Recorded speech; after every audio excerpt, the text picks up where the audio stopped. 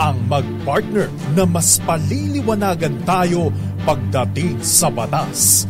Mga payo ng mga abogado, mga usaping abogado na mas malinaw na pag-uusapan para mas maintindihan natin. Kumpanyera ng Bayan, si Attorney Rina Seco at ang Panyera ng Bayan, si Attorney Cam Cheryl Adami Molina. Dos Kumpanyeras sa DZRH Radio, DZRH TV at DZRH Online. Bago mo kasuhan, bago ka pumirma, bago ka makipagkasundo, makinig muna sa Dos Kumpanyeras. Dos Kumpanyeras. Magandang gabi Pilipinas, ito po ang programang Dos Kumpanyeras at kami po inyong nakakasama. Ako po si Attorney Rina Seco. Attorney Cam Cheryl Adami Molina. Tuloy-tuloy sa pagbabalita. Tuloy-tuloy sa serbisyo. Sama-sama tayo Pilipino. Dos Kumpanyeras. Magandang gabi Pilipinas. Kami po ay 6:30 hanggang 7:30 ng gabi ang programa. Pero we'll have maybe less than 20 minutes para sagutin ang inyong mga questions. That is of course kung kakayanin ng ating oras. But anyway, samahan niyo po kami hanggang 7:30 ng gabi para pag-usapan itong tungkol sa ating tatalakayin tonight. Siyempre ito po ay base na din sa mga request ninyo at mga questions pa din kagabi dahil may mga questions kayo tungkol doon sa mga attorney kasi hindi pa po pagado.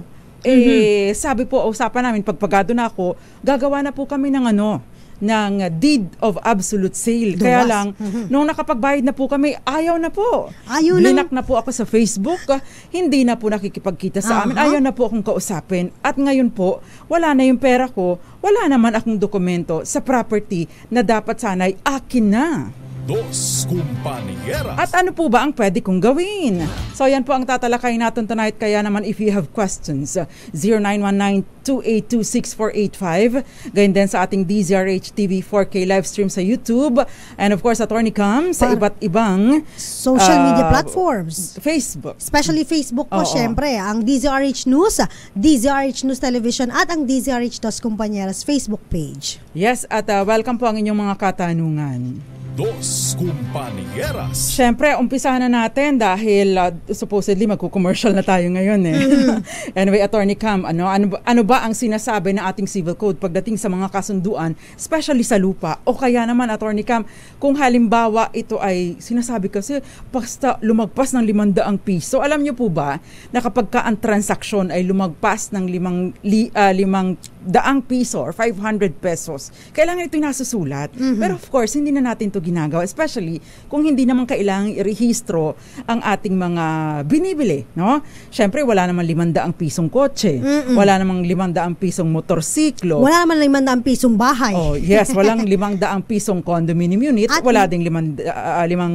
pisong lupa. Yeah. Diba? Maliban na lamang kung nasa paso, pero just the same, you wouldn't mind na mawala yung nandun mo sa paso, di ba? Unless of course, meron kang itinatago doon sa loob at ang tinatanim mo doon ay super precious. Ayan. Pero kapag kayo mga something of value, no? Especially na kailangan mong rehistro para magkaroon ka ng katibayan ng inyong pagmamay-ari, syempre, napaka-importante. Sinasabi po ng batas, no? Ang civil code. Meron po tayong tinatawag yung prinsipyo or legal principle ng statute of frauds. So sabi po sa batas, no, ang general rule is that lahat po ng kasunduan ng pagbebenta ng real property, no, or anything na lumalagpas ng 500 piso ay dapat na nasusulat, no? At kung halimbawa po ito ay transaksyon sa real property, lupa't bahay, condominium unit, townhouses, o ano pa ba, lupa, yan, dapat po ito ay nasusulat para po maipatupad, maliban na lamang, no, kung dapat po ito nasusulat at pirmado ng mga partido para maipatupad. Ibig sabihin, para maidulog sa korte at maipatupad, mai-assert mo na, judge, tulungan mo ako.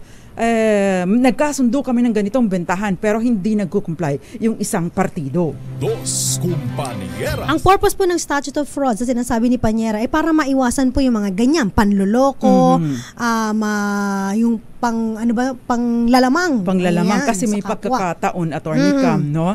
Na kapag hindi nasusulat, ay maaring sabihin, hindi, ganito ang pinag-usapan natin. Sabi ng isa, hindi ganito. Oo. So, sino sa inyong dalawa ang Pinocchio? At mahirap, yes, yung hahaba ang ilong. Ilong pala, sorry. Mahirap kung noo yung humaba. Ako kasi malapad lang ang noo.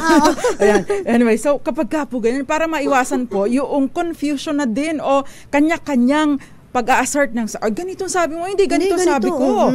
O, diba? So, yun po ang iniiwasan. Kaya sinasabi po ng statute of frauds, sa prinsipyong ito, legal na prinsipyong ito, dapat na isusulat para maipatupad, lalong-lalo na maidulog sa korte. Dos Compañeras. But of course, meron pong exception. Dahil yan pong binanggit natin, yung statute of frauds, meron po, ayan po yung sa general rule. Ang exception ay sinasabi po, no, na kapag ka po nagkaroon na ng partial or full performance yung isang sa partido, kahit pa ito ay oral or verbal ang inyong kasunduan, pwede nang dumulog sa korte. Siyempre, kailangan mo lang mapatunayan na nagkaroon na ako ng partial performance. Sa paraan, kung nagbentahan kayo ng motor, no? Kung nagbentahan kayo ng motor, ay at least may acknowledgement receipt ba? Kasi hindi pa gumagawa ng DOAS, deed of absolute sale. May acknowledgement receipt ba? O kaya naman ay halimbawa, nagbayad ka na, meron bang nakakita na iniabot mo talaga sa kanya yung pera o ibinayad mo talaga sa kanya yung pera? O meron ba kayo sa money app? Yung money app na nagsasabi na, i-transfer ko na sa iyong fund. Yung mga yung mga sinend nyo na mga through GCash or whatever. Paymaya at kung ano man. O nag-fund transfer po ako sa kanya. Sa bangko. Ginamit ko po ang Metrobank, care of Sir Alan Acejo. Yun. So, yun, maaari mo nang ipasaklolo yun sa korte dahil nagkaroon na ng partial performance. Tsaka lalong-lalo na, Attorney Cam, kung, halimbawa, nag-benefit na yung isang partido sa paanong paraan, nailipat na yung property ng ano na nga po siya, hindi pa po siya nagbabayad, pero siya na po ang nag-harvest ng tanim kong, ng mga tanim kong tabako. Tabako. Sa Ilocos kasi yan yung tanim namin, tabako. Ay, siya na po yung mga mangustin ko po doon, kinuha na niya. Pati po yung mga lansones, pinangkuha na niya, kaing-kaing po niyang ibinibenta ngayon. Pero hindi pa po siya nagbabayad sa akin. Pati po yung kamyas, sinigang niya na. Hindi pa rin siya nagbabayad sa akin. Grabe. Dos Compañeras. So, yun po ang exception dun sa prinsipyo ng statute of fraud. Ayan. Kaya naman, Attorney Cam, tonight we have a promo pa rin. Siyempre, yung malakas siya, online promo natin, dire-diretso yan, tuloy-tuloy po yan. Basta nakikinig po kayo sa DZRH. Dahil ang question po natin ngayon sa Dos Compañeras, anong legal principle ang nagre-require na nasusulat ang kasunduan o transaksyon sa lupa? Of course, hindi lang yung sa lupa, binigat na namin. No? Pero kasi ito naman yung kailangang na pinaka-importante. Na-rehistro. Pati na din yung kotse nyo, yung sasakyan nyo, yung motor ninyo. Sa ngayon, Attorney Cam, hindi ko pa nakikitaan yung mga e-bikes. Oo nga. Ang daming e-bikes. Walang mga lisensya, walang rehistro. Pero ang dami na nila. Yes, pero isinasaad po ng batas na dapat sila ay nakarehistro. Yun, anything, lalo na pagka dumadaan na sila sa mga highway, sa national road. Correct. O yan. Kasi medyo delikado din panyera di ba?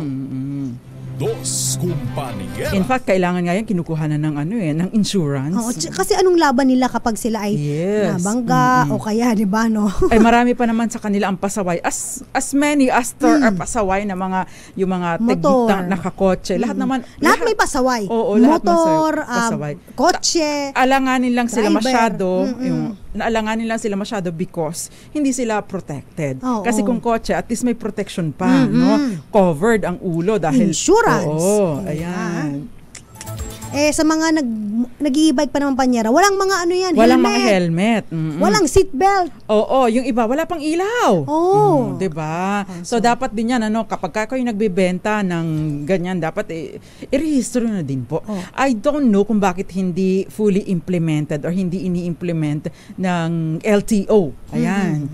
Anyway, magko-commercial po muna kami sa amin pong pagbabalik ang inyo ng mga questions. So napaka-simple lang, basic lang yung ating prinsipyo na yun, yung statute of frauds na tinatawag natin, and of course, yung mga exception to that.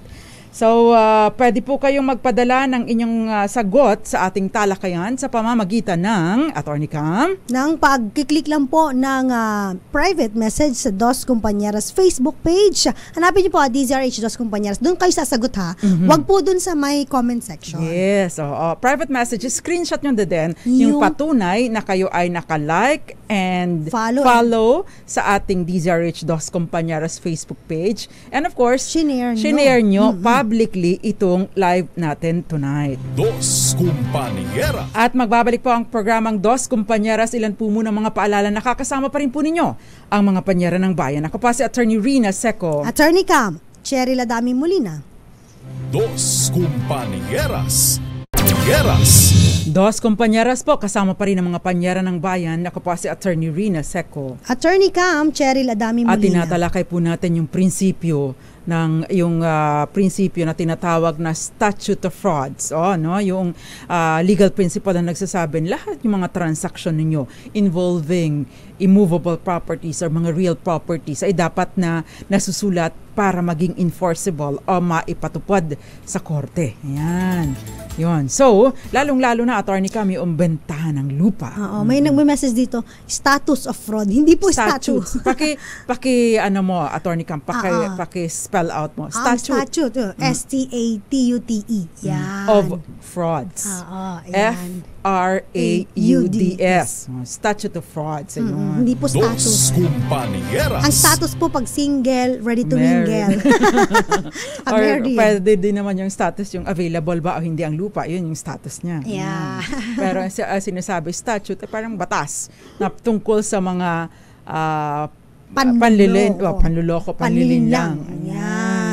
Ayan. So, yan po ang tinatalakay natin, yung statute of frauds, kung saan dapat na isusulat ang mga transaksyon involving real properties or immovable properties para maging enforceable. Wag puro sulat. Salitaan lang. Laway, yan, di ba? Tsaka kaya isulat mo sa tubig. Itaga mo sa bato. Kahit nga po si Moses, di ba, sinulat niya sa bato yung 10 Commandments. Tama ba ako? Ayan. So, ganun din po, para kayo ay maipatupad din yung inyong mga transaksyon at yung inyong mga kasunduan at para din mas madali kayong dumulog sa korte kung sakasakali na gusto nyong ipatupad. Kasi kailangan po ng ebidensya, papakita na ano ba ang inyong napagkasunduan. Yes. Kasi kung halimbawa wala kayong ganun, ito na, yung words mo against His words. Baka diba? kasi sabihin na, lasing ako nun eh. Hindi ko alam ang nangyayari sa akin kapag kalasing ako. Ay, wala akong mental capacity nung sinabi ko yun diba? So, para at least malinaw at nandoon nakasulat doon yung mga kondisyon. Lalo na, Attorney Cam, kung halimbawa ito ay mga involving large amount of money. Yes. Ayan. At least protektado po kayo. Yes. So, sasagot na tayo, no? Magandang gabi po muna sa lahat ng mga nanonood sa atin. Diwani as SRZ, gayon din Sir Minyo Villaluz, Pancho Sabordo Jr. and Aunt May, at mga iba pang nanonood sa atin, si Eduardo Narvaez, Boboy Pertos, at Erlinda Gonzalez, J. Season Fernandez, Bea Bartolome, Grace Recta, Raymond Botalon, and Mami Belen Rivera, Jem Jerome, and Moonbeats. Gayon din, Attorney Cam, si Renz Revilla and Tony Licaros. Sabi ni Tony Licaros, magaganda at mababait pa. Ay, salamat naman. At mapagbigay pa ng kaalaman sa larangan ng usaping abogado, sa larangan po ng batas. Ito pa yung mga basic principles lamang para din po sa legal education dahil sabi nga po namin lagi, lamang ang may alam. Ayan. Dos Compañeras. Abol ko lang. Magandang gabi kay Benjamin Lim, JC Son Fernandez, Emma Samiliano, and Luningningam Balubar. Nanonood daw po sa Facebook. Magandang gabi po. Yes, and of course, Emma Samiliano and si Cheryl Adami Molina nanonood.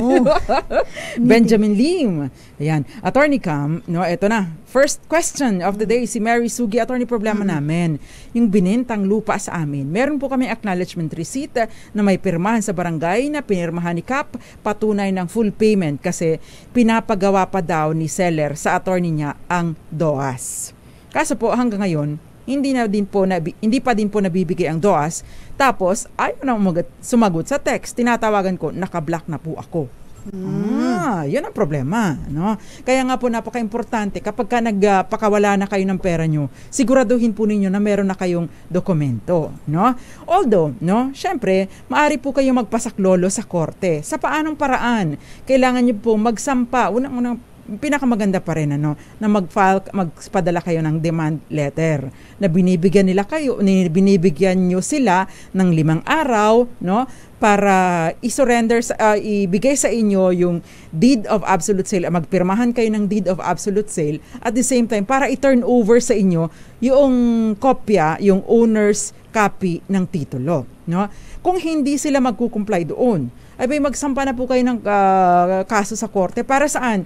Para sa specific performance, para sa execution ng registrable document, at the same time para sa surrender ng kopya ng title, yung owner's copy ng title. Manghihingi rin kayo ng danyos perwisyo kasi kung tumupad lang siya dapat sa usapan, hindi dapat kayo nagkakaproblema ng ganito, di ba? Dos Compañeras. Ayan, so yun po yun. Eto nga, may message si Andre. Sabi niya, Ma'am, ano pong gagawin? Nagsangla, tas namatay yung nagsangla. Hindi na ibigay ang kasunduan sa anak. At nung tutubusin na, yung nakasanla na 12,000 daw, ang sinisingil, 112,000 na. Sabi po is, nawala na daw yung kasulatan nila. At nakalagay daw doon na babayaran namin kung ano man na magagastos sa lupa kahit wala naman, sabi po ng aking lola. Eto na yung sinasabi natin na walang yung may kasunduan pero nawala. Pero ang tanong, bakit sila lang ang merong kopya? Dapat kayo ay meron ding kopya. So, yung mga ganitong kasunduan po, dapat importanteng nilalagay sa mga folder na yung mga clear book. Yan. Kasi doon po, kahit pa paano, protektado, mabasa or whatever. Dahil kung halimbawang igigit nila na may ganitong 120. kasunduan. Oo, hindi rin nila magigit kasi wala rin sila, nawala din yung papel nila. Ito yung danger kapag wala yung kasunduan, tapos ang mga nag-aawa, yung mga apo-apo na, mga heirs na. Kaya ang importante nga po, kapag kapo ganito, yung halimbawa, inirerehistro ninyo. Unang-una, pinapanotaryo ninyo. Yes. Bakit? Security measure po ninyo si notaryo. Bakit? Other than public document na ang inyong dokumento, ibig sabihin may presumption of regularity sa execution ng document at matibay siyang magagamit ninyo bilang ebidensya, ibig sabihin din may kopya kasi siya, no? Dahil nag-iiwan po ng isang kopya sa notary public, yung isang kopya ng inyong kasunduan. Yes. And of course, dapat pinaparehistro nyo para mawala man ang dokumento. May kopya May kopya din. Oo. At malinaw at notified din yung naka-notify, naka-annotate doon sa likod ng titulo ng property yung inyong transaksyon. That way, kakabit po yung obligasyon doon sa property kahit pa maibenta ito. By the way, yung sa first question natin, si Mary Sugi, pwede din po pala kayong magpa-adverse claim para ma-annotate din yung inyong, kasi baka magkaroon ng transaction Diba, Attorney Cam? Ayan.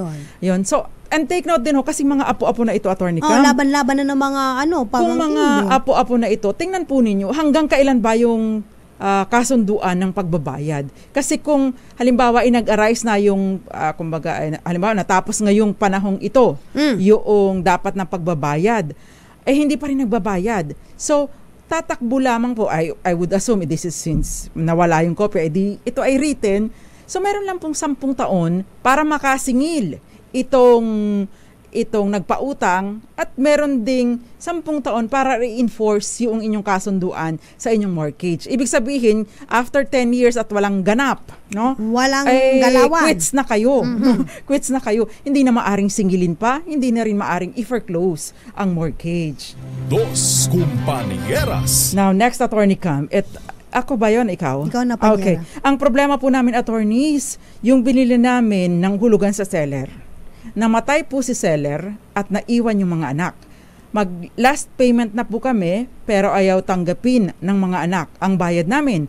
Atras na lang daw sila sa bentahan kasi kalila na daw ang lupa. Pwede po ba yun? Yun. Dos Compañeras. Installment, pero Attorney Camp umaatras hindi dahil sa nag-default in payment, kundi ayaw nang tanggapin yung last payment dahil siguro paghahatian na, gusto nang ibenta sa iba, gustong pataasin. Actually, kapag ka po ganito, pwede po kayong dumulog sa korte. Anong tawag dito? Yung consignation, i-deposit po ninyo sa korte yung last na yung last na hulog ninyo para po maging pagado na kayo. Kasi ang sinasabi rin po ng batas, yung contracts take effect only between the parties. And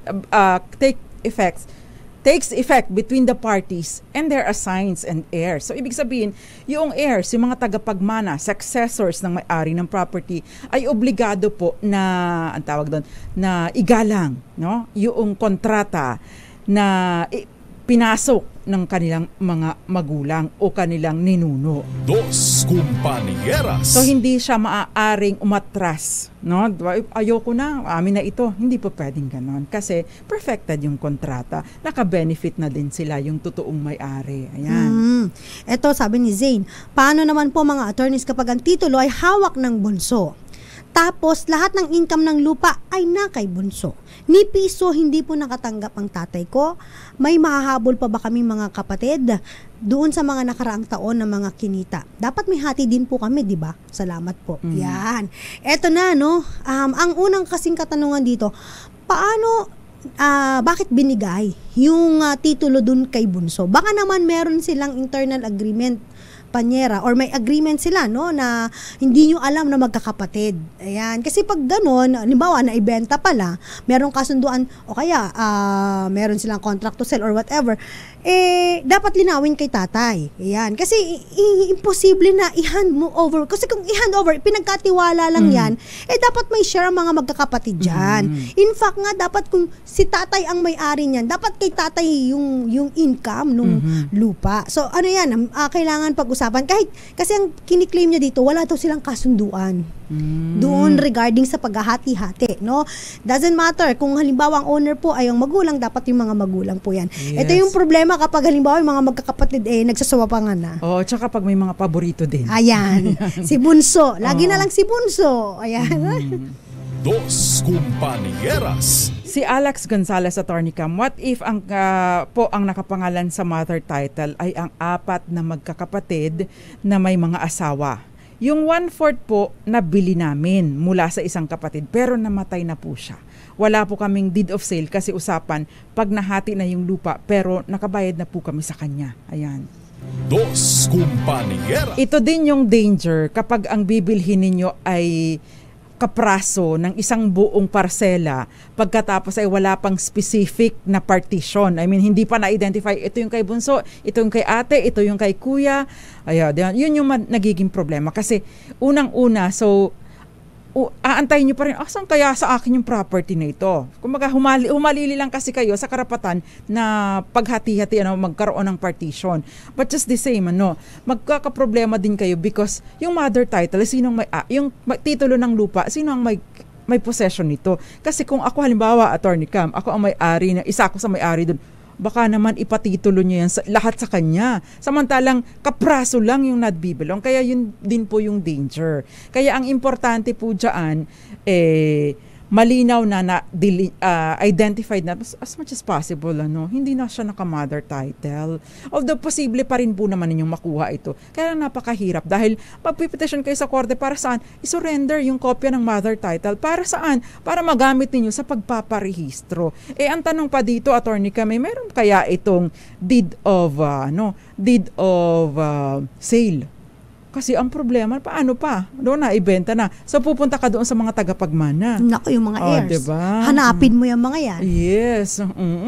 Kung hindi pa rin ito partition, dapat yung mga co-heirs nitong pinagbilhan mo, itong seller, makapirma din. Kasi pumapayag sila na kasali ka doon sa maghahati-hati. Diba? Dos Compañeras. Ayun, Attorney Cam. Ito nga, sabi naman dito, meron po akong kapatid. So nagkasundo po kami na mag-exchange ng property. Ibang location po. Kaso nga lang po, hindi naman po kami nag-execute ng any kasulatan. Pero nakatira na po kami sa kanya-kanya naming property na pinag-exchange namin. Paano namin mapapatitulo ng lupa? Okay, pag ganito po, whether or not bumili ka nag-donate ka, nakipag-exchange ka ng property, kailangan nyo pa rin po ng kasunduan. So, kailangan po ng deed of exchange na tinatawag po natin.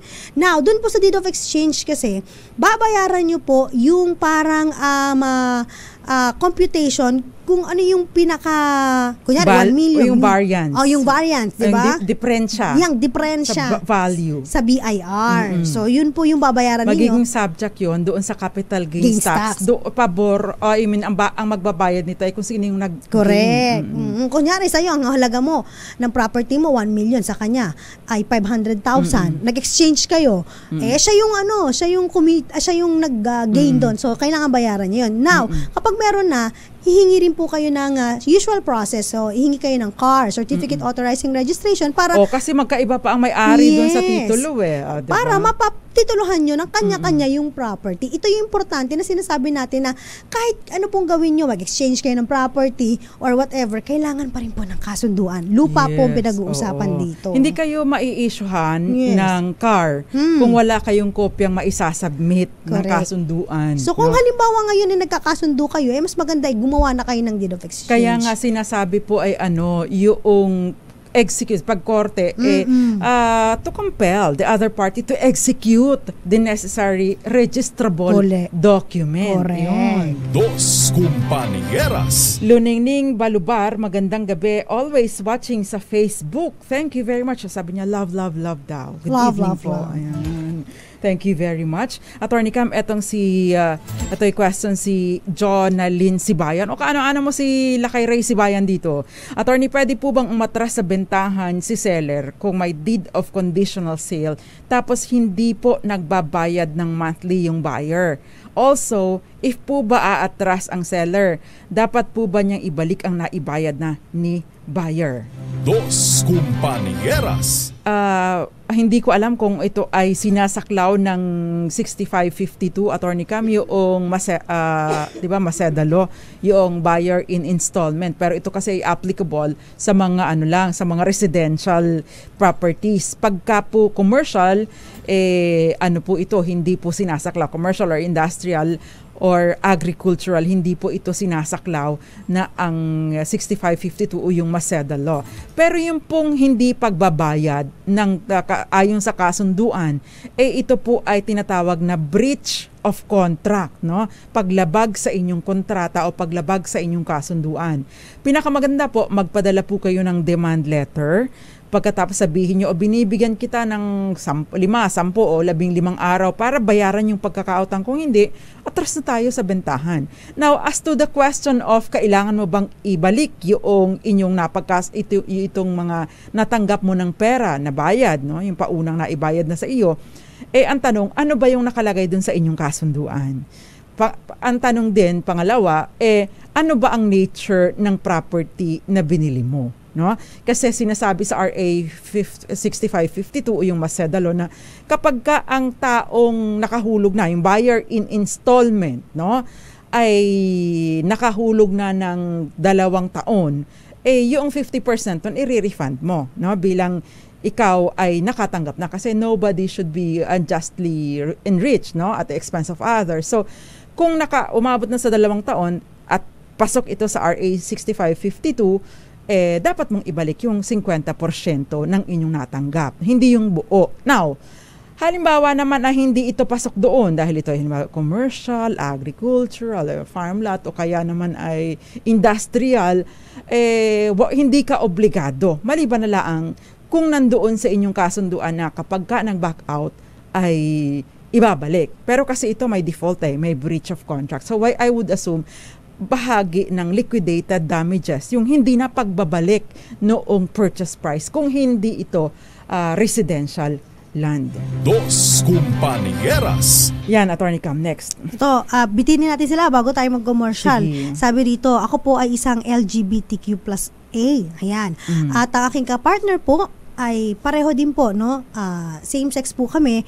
Ngayon po meron po akong bad record sa mga bangko. So, hindi po ako makapag-loan. So, ang partner ko po ang nag-loan.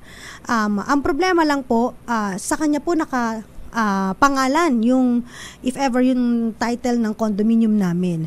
May habol po ba ako doon? Kahit na ako po yung nagbabayad ng amortization. Yan. Okay. Magandang gabi po na bago tayo commercial. Attorney Cam si Aida Lavapi, Joseph Limor, Kiara Fronda, gayon din si Eds Maglakas. Ano yun? Nag-stop tayo. Hindi ko alam kung bakit. Hindi nakikita ko naman ito. Si Ma'am Irene Almodovar, Eds Maglakas, Rome Asuncion, Ngoyong Montes. Ay, bago ito, Attorney Cam. Ngayon din si Roxanne Costo at si Gozarin Almugera. Ganyan din, Kenneth Arevalo and Richelle Adarlo. Alexis Tiger, sasagutin ko po yung question ninyo sa amin pong pagbabalik. Nakakasama po ninyo ngayong gabi ang mga panyara ng bayan. Ako po si Attorney Rina Seco. Malakas po natin anong legal principle ang nagre-require na nasusulat ang kasunduan o transaksyon sa lupa. Mamaya pipili na po kami. Ako po si Attorney Cam, Cheryl Adami Molina. At ito po ang Dos Compañeras. Dos Compañeras. Dos Compañeras. Dos Compañeras po, kasama pa rin ang mga panyara ng bayan. Ako po si Attorney Rina Seco. Attorney Cam, Cheryl Adami Molina. At of course, pinapakita ko yung puso ko, Attorney Cam. Kaya ako inaayos Anyway, yan. So, tinatalakay po natin yung statute of frauds. Ibig sabihin po yung legal na prinsipyo, legal principle na nagsasabi para maging enforceable ang inyong kasunduan. Wag niyong verbal lang. Kailangan na ito ay nasusulat at pirmado ng mga partido. Yan. At of course, ito ay kung sakasakali na meron kayong mga wala kayong kasunduan pero wala kayong written na kasunduan pero meron ng partial na compliance on the part of isa sa mga partido. Halimbawa, na-turn over na sa inyo yung property, na-turn over na yung motor, nabigay na yung susi ng kotse, ginagamit na, minamanayaw na, in fact, nakabangga na nga, O kaya naman, Attorney Cam, nakapag-harvest na nga doon sa farm lot na naibigay ninyo, pero hindi pa kayo binabayaran, unya lang, di ba? Sabi sa Bisaya, unya lang, unya ra, mamaya na, saka na lang, minamaya-maya lang kayo, tinaguan na kayo, yun po, pwede po kayong dumulog sa korte for specific performance.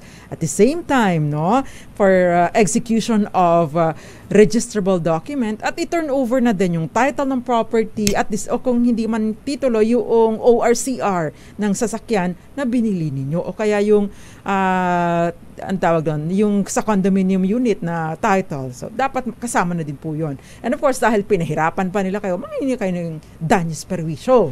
Dos Compañeras. May question si Attorney Cam before we pause for commercial. Oo, may nagsabi siya daw po ay isang LGBTQ+A at ang kanyang partner din ay sorry.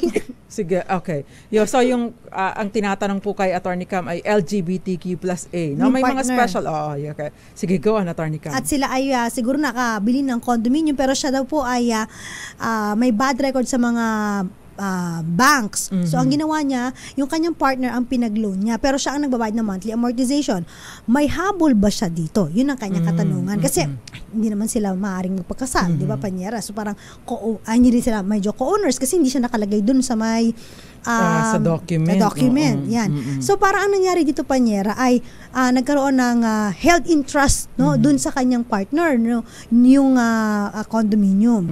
So, ang importante dito... saglit lang, before mo Attorney Cam, sagutin. Kasi ito ay related na since you mentioned held in trust. Yung question ni Tiger, ang sinasabi niya kasi, paano po yung nasa paano po kung nagbenta o nagsanla yung tinatawag na held in trust at gumawa ng kasunduan? Sige, go on, Attorney Cam. Idamay mo na to. So, pag ganyan po na halimbawa, meron kayong kasunduan na siya muna, pero ikaw po ang nagbabayad, siya ang nakapangalan, you have to get all the documents. Sabi nga yung mga deposit slips, yung mga transfer, Patunayan mo na ikaw talaga ang nagbayad at ikaw ang dahilan kung bakit nakakuha ng ganung property. So, tsaka, speaking of bad records, always make sure na wala kayong mga ganitong mga record sa mga banks. Kaya lang kasi paano mo maiiwasan? Napakahirap ng buhay ngayon, Attorney Cam. Kasi alam mo kung bakit? Nag-bad records to. Feeling ko tumakbo sa mga credit cards Yan. Di ba usually yun naman talaga ang mga pamantayan kapag meron po kayong tatakbo sa credit card. Ang gawin po ninyo, makapag-settle po kayo. In fact, makayan yung, pwede po bang waive na yung penalties? Yes, tama. Yun na lang pong principal ang babayaran ko. Papayag naman ng mga yan. Tama. Basta mag-notify po kayo sa bangko.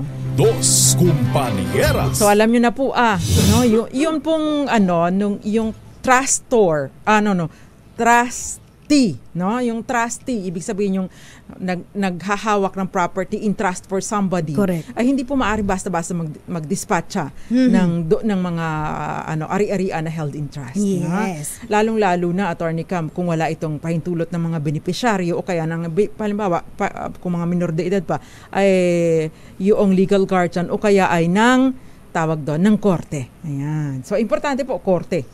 Dos Compañeras. Okay, ito na lang, last na lang. Si Miriam Samonte, attorneys, ma'am, paano po pag halimbawa namatay na ang seller tapos ayaw i-recognize yung bentahan kasi dinanay nila. Ngayon, naghahati na sa mana kasama yung nabili na ng iba. Ayan, ito yung problema, Attorney Cam. So ano pong dokumento ninyo? May mga dokumento ba kayo? Actually, pwede po kayong, importante dumulog na kayo sa abogado kaagad kasi your lawyer would know. Meron po kasi, halimbawa, since naghahati na ito, halimbawa nandun na sa korte, sumali na kayo. Dahil, patunayan mo, ito po nabenta na, so hindi nyo dapat itong isali pa sa inyong hatian. Ayan, yun po yun. Meron din po naman na pinapayagan ng korte sa ilalim po ng Rule 89 ng Rules of Court, yung ino-authorize yung mga conveyance ng real property kapag namatay na yung may-ari pero nag-execute ng mga documents. So, you ask your lawyer on this issue. Dahil malakasan ka kung makinig sa DZRH, malakas ka sa amin. Itodo nyo na ng malakasan ang panonood online sa DZRH News Facebook page at masasagot ng tama ang aming katanungan. Instant mananalo ka ng malakasang 500 pesos sa DZRH Malakas promo. Hatid sa atin ang kauna-unang radyo sa Pilipinas, DZRH. Una sa Pilipinas, una sa Pilipino. The question, Attorney Cam. Ano ang legal principle na nagre-require na nasusulat ang kasunduan o transaksyon sa lupa?